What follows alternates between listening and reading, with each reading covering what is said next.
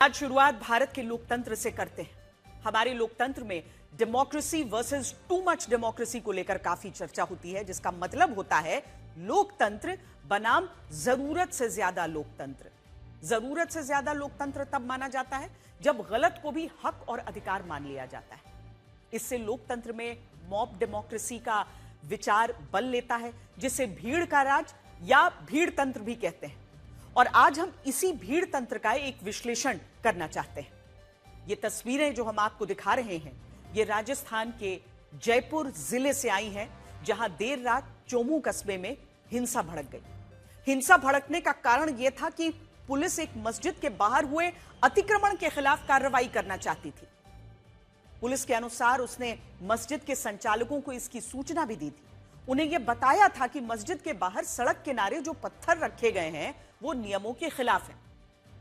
खुद मस्जिद के संचालकों ने इन पत्थरों को हटाने पर अपनी सहमति दी, लेकिन आरोप है कि जब इन पत्थरों को वहां से हटाया गया तो कुछ लोगों ने बाउंड्री बनाने के लिए मस्जिद के बाहर बिना अनुमति लोहे की रेलिंग लगाने का काम शुरू कर दिया। और जब पुलिस की तरफ से इस अतिक्रमण को रोकने की कोशिश हुई तो वहां मौजूद लोगों ने पत्थरबाजी शुरू कर दी और हालात इतने बिगड़ गए कि पूरे कस्बे में इंटरनेट को बंद करना पड़ा। इस हिंसा में 6 पुलिसकर्मी घायल भी हो गए। आप भी इन तस्वीरों को गौर से देखिए। बांग्लादेश में हिंदुओं के खिलाफ जो नृशंस अत्याचार हो रहा है, उस पर भारत में इसी सिद्धांत के साथ राजनीति हो रही है। जैसे कांग्रेस नेता राशिद अल्वी कहते हैं कि बांग्लादेश में जो हो रहा है वही स्थिति भारत में भी दिखाई देती है उन्हें। दिग्विजय सिंह कहते हैं कि बांग्लादेश में हिंदू अल्पसंख्यकों पर हालिया हमले भारत में मुसलमानों पर होने वाले अत्याचारों की प्रतिक्रिया है। समाजवादी पार्टी के सांसद रमाशंकर राजभर कहते हैं कि बांग्लादेश के हिंदुओं पर इसीलिए हमले हो रहे हैं क्योंकि भारत में बीजेपी के नेता मुस्लिम महिलाओं के हिजाब खींच रहे हैं। महबूबा मुफ्ती की बेटी इल्तिजा मुफ्ती भारत को हिंदुस्तान कहने के बजाय लिंचिस्तान कहती है।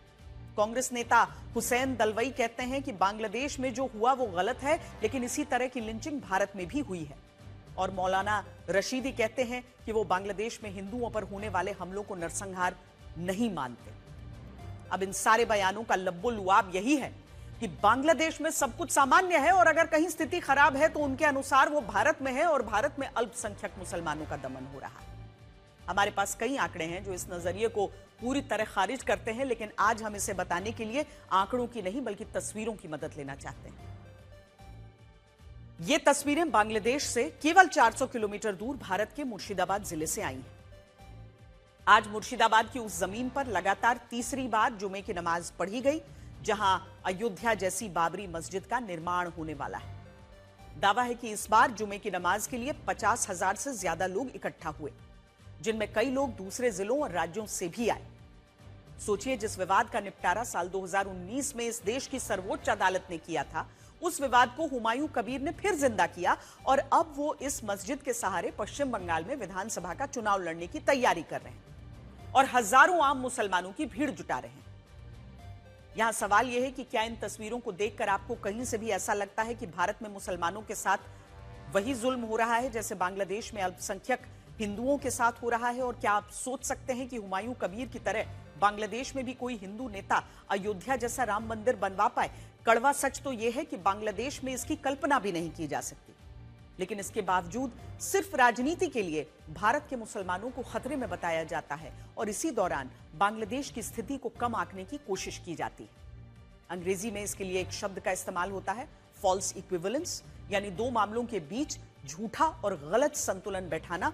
और अभी हमारे देश में कुछ नेता यही कर रहे हैं। वो बांग्लादेश में अल्पसंख्यक हिंदुओं की भारत के अल्पसंख्यक मुसलमानों के साथ गलत तुलना कर रहे हैं और ये तस्वीरें उसका सबसे बड़ा उदाहरण है।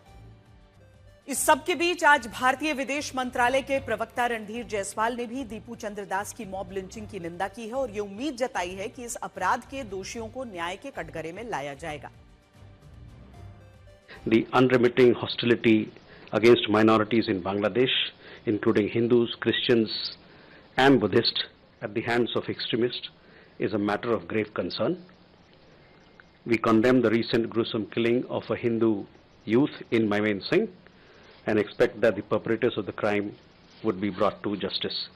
over 2,900 incidents of violence against minorities, including cases of killings, arsons, land grab, have been documented by independent sources during the tenure of the interim government. These incidents cannot be brushed aside as mere media exaggerations or dismissed as political violence. Bharat उम्मीद तो कर रहा है कि बांग्लादेश में दीपू चंद्र दास के दोषियों को कड़ी सजा मिले, लेकिन सवाल यही है कि क्या ऐसा मुमकिन भी हो पाएगा? पिछले 1.5 सालों का वक्त बांग्लादेश में कट्टरपंथी ताकतों के लिए अच्छे दिन लेकर आया है, जब पूरा बांग्लादेश जानता था कि अल्पसंख्यक हिंदुओं के खिलाफ अत्याचारों में जमाते इस्लामी की सबसे बड़ी भूमिका है। तब मोहम्मद यूनुस की अंतरिम सरकार ने जमाते इस्लामी पर लगे सभी प्रतिबंधों को वापस ले लिया। बांग्लादेश के गृह मंत्रालय की गजेट नोटिफिकेशन में यह कहा गया कि जमाते इस्लामी और उससे जुड़े संगठनों पर आतंकवादी गतिविधियों में शामिल होने को लेकर कोई ठोस सबूत नहीं मिला है और इसीलिए यह प्रतिबंध हटाया जाता है। इसके बाद जून 2025 में बांग्लादेश की सुप्रीम कोर्ट ने जमाते इस्लामी के चुनावी पंजीकरण को भी पुनर्स्थापित कर दिया, जिससे वो फरवरी 2026 में होने वाले चुनावों में भाग लेने के लिए योग्य हो गए। राजनीतिक और कानूनी कदमों के साथ ही एक बड़ा मामला यह भी सामने आया कि वरिष्ठ जमात नेता ATM अजहरुल इस्लाम की 1971 के युद्ध अपराधों से जुड़ी मौत की सजा को सुप्रीम कोर्ट ने पलट दिया और रिहा कर दिया उन्हें। बड़ी बात यह है कि जो कट्टरपंथी बांग्लादेश में हिंदुओं पर जुल्म करने के लिए गिरफ्तार हुए थे वो तो छूटे ही, साथ ही उन कट्टरपंथियों और आतंकवादियों को भी रिहा कर दिया गया जो भारत में रहने वाले हिंदुओं के खिलाफ साजिश रचते थे। इनमें अंसारुल्लाह बांग्ला टीम के प्रमुख जशीमुद्दीन रहमानी का भी नाम है, जो जेल से बाहर आ चुका है और अब जमाते इस्लामी के प्रभावशाली लोगों में शामिल है। इन बातों से यह पता चलता है कि मोहम्मद यूनुस की अंतरिम सरकार ने खुद जमाते इस्लामी को फिर से जिंदा करने में उसकी मदद की है। आपको ये बताते हैं कि पहली बार इतिहास में ऐसा हुआ है जब अमेरिकी सेना ने धर्म के आधार पर किसी देश पर हमला किया है। इस देश का नाम है नाइजीरिया और राष्ट्रपति डोनाल्ड ट्रंप का कहना है कि नाइजीरिया में इस्लामिक कट्टरपंथी और आईसिस के आतंकवादी ईसाई धर्म के लोगों को निशाना बना रहे थे, जिसकी वजह से अमेरिका ने नाइजीरिया पर यह एयर स्ट्राइक की है। आज हम इस बात का विश्लेषण करेंगे कि अगर अमेरिकी सेना नाइजीरिया के ईसाइयों को बचाने के लिए आतंकवादी समूहों और इस्लामिक कट्टरपंथियों पर कार्रवाई कर सकती है, तो भारत को बांग्लादेश में अल्पसंख्यक हिंदुओं को बचाने के लिए क्या करना चाहिए। लेकिन उससे पहले आपको यह बताते हैं कि नाइजीरिया में ऐसा क्या हो रहा था जिसकी वजह से अमेरिका ने उस पर यह एयर स्ट्राइक की। नाइजीरिया पश्चिमी अफ्रीका के बड़े देशों में से एक है। अगर आप नाइजीरिया के इस नक्शे को देखेंगे तो वो मुख्य रूप से 2 हिस्सों में बटा है। उत्तर के इलाकों में मुस्लिम आबादी रहती है, दक्षिण के इलाकों में ईसाई धर्म के लोग रहते हैं। एमनेस्टी इंटरनेशनल के अनुसार जिन आतंकवादी संगठनों पर ईसाइयों की हत्या करने के आरोप लगते हैं वो उत्तरी नाइजीरिया में ज्यादा सक्रिय हैं और अमेरिकी सेना का कहना है कि उसने भी ये एयर स्ट्राइक उत्तरी नाइजीरिया के सोकोतो राज्य में की है। सोकोतो वही राज्य है जिसकी सीमा पड़ोसी देश नाइजर से लगती है। इस देश का नाम हम आपको इसीलिए बता रहे हैं क्योंकि पहले आतंकवादी संगठन आईसिस इसी इलाके में सक्रिय था, लेकिन बाद में उसका विस्तार नाइजीरिया तक हो गया। आज नाइजीरिया में आईसिस को Islamic State West Africa Province कहा जाता है, जो ईसाइयों की टारगेट किलिंग करता है। राष्ट्रपति ट्रंप का कहना है कि उनकी सेना ने इस आतंकवादी संगठन के 2 ठिकानों पर हमले किए हैं। यह हमला यूनाइटेड स्टेट्स अफ्रीका कमांड ने किया है, जो पूरे अफ्रीका में अमेरिकी सैन्य गतिविधियों को संभालता है और अब तक ऐसी जानकारी है कि यह हमला गिनी की खाड़ी से हुआ, जहां एक युद्धपोत से 12 से ज्यादा मिसाइलें नाइजीरिया के आतंकवादी ठिकानों पर दागी गईं। देखिए, इस हमले के बाद राष्ट्रपति ट्रंप ने जो बातें कही हैं वो बहुत महत्वपूर्ण हैं। उन्होंने आईसिस के आतंकवादियों को कूड़ा बताया है। यह भी कहा है कि ये आतंकवादी निर्दोष ईसाइयों की चुन चुन कर हत्या कर रहे थे। नाइजीरिया में ईसाइयों पर ऐसी बर्बरता और क्रूरता हो रही थी जो पिछली कई सदियों से नहीं देखी गई। उन्होंने अमेरिका के रक्षा मंत्रालय को डिपार्टमेंट ऑफ वॉर भी बताया है और यह भी कहा कि जब तक वो अमेरिका के राष्ट्रपति हैं तब तक कट्टरपंथी इस्लामिक आतंकवाद को पनपने नहीं दिया जाएगा। इसके अलावा अमेरिका के रक्षा मंत्री पीट हेग्सेथ ने कहा है कि ये एयर स्ट्राइक नाइजीरिया सरकार की सहमति से हुई है और नाइजीरिया ने भी कहा है कि वो अमेरिका की इस मदद के लिए उसका स्वागत करता है। अब ये बात बहुत महत्वपूर्ण है, इसीलिए क्योंकि जब नाइजीरिया की सरकार को यह लगा कि वो आतंकवादियों को रोकने में कामयाब नहीं हो रही है, तब उसने अमेरिका की मदद ली और अमेरिका ने भी नाइजीरिया के ईसाइयों को बचाने के लिए क्रिसमस की शाम को यह हमला किया। आज सवाल यह है कि क्या पाकिस्तान और बांग्लादेश की सरकारें कभी ऐसा करेंगी? क्या वो कभी इस बात को मानेंगी कि उनके लिए कट्टरपंथी ताकतों और आतंकवादियों को रोकना नामुमकिन हो गया है और वो इनके खिलाफ दूसरे देशों की मदद चाहते हैं? पाकिस्तान को छोड़िए, क्या बांग्लादेश अपने अल्पसंख्यक हिंदुओं को बचाने के लिए ऐसी कोई पहल करेगा? और क्या अमेरिका को बांग्लादेश के अल्पसंख्यक हिंदुओं की उतनी चिंता होगी जितनी उसे नाइजीरिया के ईसाइयों की है? हकीकत तो यह है कि आज बांग्लादेश उसी राह पर चल रहा है जिस राह पर आगे बढ़ते हुए नाइजीरिया का यह हाल हुआ है। स्प्रिंगर नेचर में प्रकाशित हुए एक रिसर्च पेपर के अनुसार सिर्फ 35 साल पहले नाइजीरिया में मुसलमानों की आबादी 25% थी और ईसाइयों की आबादी 60%।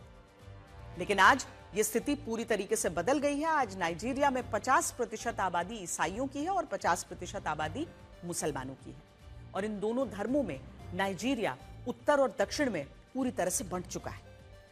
बड़ी बात यह है कि अब दक्षिण के इलाकों में भी मुस्लिम आबादी तेजी से बढ़ रही है और इसके पीछे आतंकवादियों की क्रूरता है। अमेरिका में रिपब्लिकन पार्टी के नेता राइली मूर के अनुसार अकेले साल 2025 में 7,000 ईसाइयों की हत्या हुई। इसका मतलब यह हुआ कि नाइजीरिया में हर दिन औसतन 35 ईसाइयों को मारा जा रहा था। ओपन डोर्स की एक और रिपोर्ट यह बताती है कि 2009 से अब तक 50,000 से ज्यादा ईसाई मारे जा चुके हैं और इस दौरान 19,000 से ज्यादा चर्चेज पर हमले हुए हैं। आज जिस तरह बांग्लादेश में अल्पसंख्यक हिंदुओं के खिलाफ कट्टरपंथी ताकतों को बढ़ावा दिया जा रहा है, वैसा ही एक जमाने में नाइजीरिया में हुआ था। नाइजीरिया में जब ईसाई बहुसंख्यक थे, तब कट्टरपंथी मोहम्मद यूसुफ ने बोको हरम की शुरुआत की थी। यहां बोको हरम का मतलब था पश्चिमी शिक्षा और संस्कृति को इस्लाम के खिलाफ बताकर उसका विरोध करना। शुरुआत में बोको हरम को किसी ने गंभीरता से नहीं लिया। माफ कीजिएगा, 2005 में नाइजीरिया में 7,000 ईसाइयों की हत्या हुई थी और उस हिसाब से वो गणना हमने आपको बताई। अब हम बोको हरम की बात आपको बता रहे हैं। बोको हरम के कट्टरपंथियों ने मस्जिद और मदरसों के नाम पर ईसाइयों को निशाना बनाया, उनके खिलाफ नफरत भड़काई। तब बोको हरम की इन गतिविधियों को नजरअंदाज किया गया। सरकार को यही लगता था कि बोको हरम का उद्देश्य इस्लामिक रीति रिवाजों को बढ़ावा देना, जबकि हकीकत में बोको हरम इस्लामिक कट्टरवाद के लिए एक नई जमीन तैयार कर रहा था। 2009 में जब बोको हरम और नाइजीरिया की सेना के बीच खूनी संघर्ष हुए और इनमें कई लोगों की जानें गईं, तब नाइजीरिया की सरकार ने बोको हरम को एक आतंकवादी संगठन माना। हालांकि तब तक बहुत देर हो चुकी थी। बोको हरम इतना ताकतवर हो गया था कि उसने न सिर्फ उत्तर पूर्वी नाइजीरिया के कई इलाकों पर कब्जा किया, बल्कि धीरे धीरे ईसाइयों का सफाया करना शुरू कर दिया। इसके अलावा नाइजीरिया में जब आईसिस का प्रवेश हुआ, तब बोको हरम से अलग हुए आतंकवादियों ने ही उसका साथ दिया। और सोचिए, आज बांग्लादेश में भी तो यही हो रहा है। आज बांग्लादेश में जमाते इस्लामी की कट्टरपंथी गतिविधियों को उसी तरह नजरअंदाज किया जा रहा है जिस तरह नाइजीरिया में बोको हरम के साथ हुआ था। और हमें लगता है कि बांग्लादेश की मौजूदा सरकार भी इसी गलती को दोहरा रही है। हालांकि यहां हम इस बात को भी जोड़ना चाहते हैं कि बांग्लादेश में सिर्फ ईसाइयों पर जुल्म नहीं हो रहे, इस्लामिक कट्टरवाद के कारण मुसलमानों को भी इसकी कीमत चुकानी पड़ रही। आतंकवादियों के कारण निर्दोष मुसलमान भी इस संघर्ष में निशाना बनते हैं और ईसाइयों के भी कुछ कट्टरवादी समूहों पर यह आरोप लगता है कि वो मुसलमानों के खिलाफ धार्मिक हिंसा कर रहे हैं। इस वीडियो पर आप ये भी नहीं कह सकते कि मुस्कुराइए, आप लखनऊ में हैं। वैसे जैसा हमने पहले कहा, हमारा विश्लेषण 2-4 व्यक्तियों पर नहीं है। हमें नहीं लगता इनमें से ऐसा कोई होगा जिनका कोई आपराधिक इतिहास हो। इस मायने में ये लोग समाज के तथाकथित सभ्य लोग ही हैं। लेकिन क्या हो जाता है, आखिर ये सोच कैसी है कि बस सरकारी माल है तो उड़ा लो। पहली बार ऐसा लखनऊ में ही हुआ हो ऐसा भी नहीं है। महंगी गाड़ी से गमला चुराने वाली इस तस्वीर को आपने जरूर देखा होगा। गुरुग्राम की यह तस्वीर फरवरी मार्च 2023 में खूब चर्चा में आई थी। जो गमले चुराए गए वो G20 आयोजन के लिए, सुंदरता के लिए लगाए गए थे। अक्टूबर 2023 में भी G20 आयोजन के कुछ हफ्तों बाद दिल्ली में भारत मंडपम और प्रगति मैदान के बाहर रखे गमले गायब होने की रिपोर्ट्स आई थी। अगस्त 2025 की मीडिया रिपोर्ट्स में गाजियाबाद में नालों को ढकने के लिए रखे गए लोहे के ड्रेन गेट चुराते 2 लोगों की तस्वीरें वायरल हुई थी। मुंबई महानगर पालिका BMC के आंकड़ों के अनुसार 2024 में जनवरी से जून के बीच 220 मैनहोल कवर चुरा लिए गए। 2024 में NHAI ने राष्ट्रीय राजमार्ग 7 पर जो स्ट्रीट लाइट्स लगवाईं, उनमें से करीब 40 खंभों में से बिजली के तार काट लिए गए। 2023 की न्यूज रिपोर्ट्स के अनुसार बिहार के समस्तीपुर में 2 किलोमीटर लंबा रेलवे ट्रैक चुरा लिया गया। उसी साल पटना के सब्जीबाग में 29 फीट लंबा मोबाइल टावर उखाड़ ले जाने की रिपोर्ट दर्ज हुई। 2022 में बिहार के रोहतास में 60 फीट लोहे का पुल काट ले जाने की खबरें आई थी। 2017-18 की आधिकारिक रिपोर्ट के अनुसार रेलवे के AC डब्बों में से 21 लाख तौलिए, बेडशीट, कंबल और अन्य सरकारी सामान गायब हुए। इनकी कीमत 14 करोड़ रुपए थी। ये हमने सिर्फ चंद उदाहरण रखे हैं।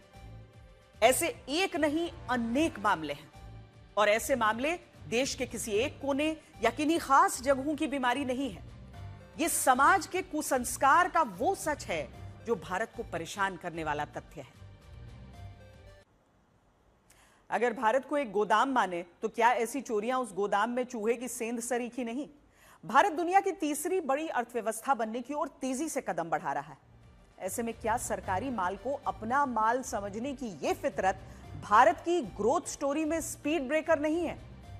ट्रांसपेरेंसी इंटरनेशनल के करप्शन परसेप्शन इंडेक्स यानी CPI में 2024 की रैंकिंग में भारत 96वें पायदान पर था। 2024 की CPI रैंकिंग है number 1 Denmark, number 2 Finland, number 3 Singapore, number 4 New Zealand और नंबर 5 पर लग्जमबर्ग, नॉर्वे और स्विट्जरलैंड। बात सिर्फ ट्रांसपेरेंसी इंटरनेशनल के रैंकिंग की नहीं है। दिसंबर 2024 में प्रकाशित लोकल सर्कल्स के सर्वे में भारत के 159 जिलों में लगभग 66% व्यापारिक कंपनियों ने कहा कि उन्होंने पिछले 12 महीनों में रिश्वत दी। 54% ने कहा कि उन्हें रिश्वत देने के लिए मजबूर किया गया। सर्वेक्षण में शामिल केवल 16% व्यावसायिक प्रतिष्ठानों ने दावा किया कि वो हमेशा रिश्वत दिए बिना काम करवाने में कामयाब रहे। 19% ने कहा कि उन्हें ऐसा करने की आवश्यकता नहीं पड़ी। किसी का छोटा भ्रष्टाचार राष्ट्र का बड़ा नुकसान करता है, और हद तो इस बात की है कि हमारी दिनचर्या में व्याप्त ऐसी कई आदतें हैं जिन्हें हम चोरी या भ्रष्टाचार मानने को तैयार नहीं होते। मनी लॉन्ड्रिंग, गबन, उगाही जैसे अपराधों की तो साफ सजा है। लेकिन सच्चाई यह है कि भाई भतीजावाद, पद का दुरुपयोग, किसी के पहचान की चोरी, पक्षपात जैसे मामले भी चोरियां हैं। काश हम ये बात सोच पाते, काश हम ये बात समझ पाते। अकबर इलाहाबादी का मशहूर शेर है, दुनिया में हूं, दुनिया का तलबगार नहीं हूं, बाजार से गुजरा हूं, खरीदार नहीं हूं। अकबर इलाहाबादी साहब से माफी के साथ यही कहना चाहते हैं कि दुनिया का तलबगार होने में भी बुराई नहीं, खरीदार होने में भी बुराई नहीं, लेकिन सरकारी माल दबाना जरूर बुरा है। अमेरिका को पाकिस्तान का आतंकवाद क्यों नहीं दिखता? इस बात को हम फिर से इसीलिए दोहरा रहे हैं क्योंकि कुछ क्लासिफाइड डॉक्यूमेंट्स में यह खुलासा हुआ है कि 2001 में जब राष्ट्रपति पुतिन और अमेरिका के तत्कालीन राष्ट्रपति जॉर्ज W. बुश की मुलाकात हुई थी, तब इसमें पाकिस्तान का भी जिक्र हुआ था। उस वक्त रूस के राष्ट्रपति पुतिन ने कहा था कि पाकिस्तान एक जुंटा शासन की तरह है जहां सरकार से ज्यादा सेना की चलती है, और ऐसे में पाकिस्तान के पास परमाणु हथियारों का होना खतरे से खाली नहीं। उस वक्त जॉर्ज W. बुश ने राष्ट्रपति पुतिन की इन बातों पर सहमति जताई थी और अमेरिका ने माना था कि पाकिस्तान के पास परमाणु हथियार होना दुनिया के लिए चिंता का विषय है। पर सोचिए 24 साल में पाकिस्तान पर कौन सा प्रतिबंध लगा या उसके परमाणु हथियारों को नियंत्रित करने के लिए कौन से कदम उठाए गए। आज पाकिस्तान ने धीरे धीरे करके अपने परमाणु हथियारों की संख्या 170 तक बढ़ा ली है और पाकिस्तान यह भी कह चुका है कि उसके परमाणु हथियार इस्लामिक परमाणु हथियार हैं। पाकिस्तान वही देश है जिसकी वजह से उत्तर कोरिया परमाणु हथियार विकसित कर पाया और उसी की मदद से इराक और ईरान को भी परमाणु हथियार विकसित करने की टेक्नोलॉजी पता चली। लेकिन इसके बावजूद दुनिया पाकिस्तान को गंभीरता से नहीं लेती। आज ये स्थिति और चिंताजनक हो गई है क्योंकि पाकिस्तान में चीफ ऑफ डिफेंस फोर्सेस बनने के बाद पाकिस्तान के परमाणु हथियारों का नियंत्रण आसिम मुनीर के पास है और आसिम मुनीर किसी कट्टरपंथी से कम नहीं है। हाल ही में आसिम मुनीर ने कहा था कि ऑपरेशन सिंदूर के दौरान उसने अल्लाह की मदद को अपनी आंखों से खुद आते हुए देखा था और इस कार्यक्रम में उसने कुरान की आयतें भी पढ़ी थी। आज हम बस यही कहना चाहते हैं कि जिस तरह दुनिया ने एकजुट होकर साल 1994 में यूक्रेन के परमाणु हथियार उससे वापस ले लिए थे, ठीक वैसा ही पाकिस्तान के साथ भी होना चाहिए क्योंकि पाकिस्तान एक अस्थिर और खतरनाक देश है।